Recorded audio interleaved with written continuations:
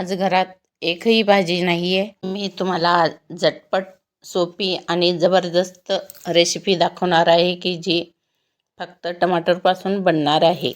इथे मी मिक्सरचं भांडं घेतलं आहे. छोटे एक बारीक चिरून टमाटा घातला आहे. त्यात 2 चमचे फुटाणे डाळ घातलेले आहे. याला मिक्सरमध्ये बारीक फिरवून घेऊ. लक्षात ठेवा, या रेसिपीसाठी टमाटर पिकलेले असणे खूप गरजेचे आहे, कारण त्यातून नैसर्गिक गोडवा आणि रंग दोन्हीही मिळतात. गॅसवर एक पॅन ठेवायचे आहे. छोटे 3 चमचे तेल घालायचे आहे. तेल चांगले गरम झाले की त्यात छोटा 1 चमचा मोहरी व्यवस्थित तडतडले की छोटा चमचा जिरे घालायचे आहे. जिरे पण आता तडतडले आहेत. 10-12 कढीपत्त्याची पानं घालायची आहेत. उभ्या चिरलेल्या 2 मिरच्या आहेत, त्याला व्यवस्थित फ्राय करून घ्यायचे आहे. आणि एक मोठा उभा चिरलेला कांदा आहे, त्याला पण व्यवस्थित फ्राय करून घेऊ. कांदा मध्यम आचेवर परतायचा आहे, जास्त ब्राऊन करायचा नाही, फक्त हलका सॉफ्ट झाला पाहिजे आणि थोडासा रंग बदलायला हवा. कांदा आपला छान परतून झाला आहे. आता यात आपण छोटा चमचा हळद, काश्मीरी लाल तिखट आणि घरचा काळा मसाला आहे, चिमूटभर हिंग.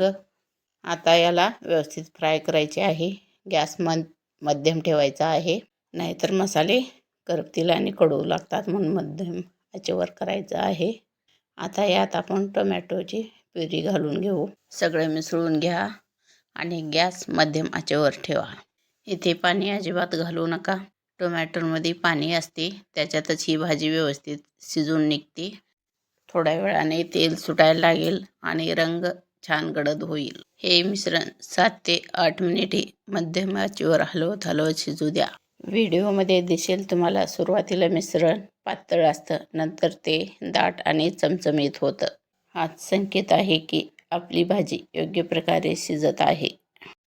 यात मिक्सर जारमध्ये थोडंसं पाणी घालून परत मसाला हलवून घ्यायचा आहे.